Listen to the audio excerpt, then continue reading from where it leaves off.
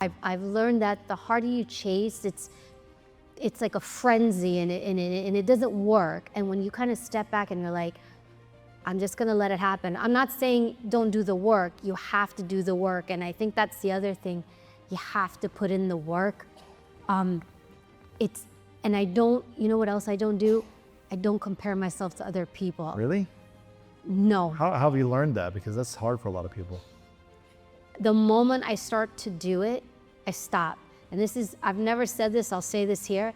I've never watched anybody else's podcast interview, ever. What do you mean? Not that I don't like your show. What do you It's mean? a great show. I watch the clips. I watch the clips.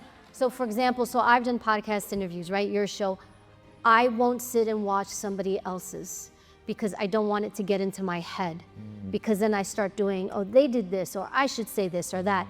And to be frank, I actually learned this in Secret Service training from shooting. Because when you would shoot, they'd like line you up and the targets were really close to each other. I mean, safety, like within reason, but everybody could see everybody's target, and it was very easy for your eyes to go to the other person's target. And you start to kind of psych yourself out, oh, his hole's perfect and mine sucks. And you might think like, well, what's the big deal? It is a big deal because when there's 40 special agents watching everybody else, they're like, she sucks, I'm not gonna take her out with me. Or he's not this, or they look like a mess. So you start to care.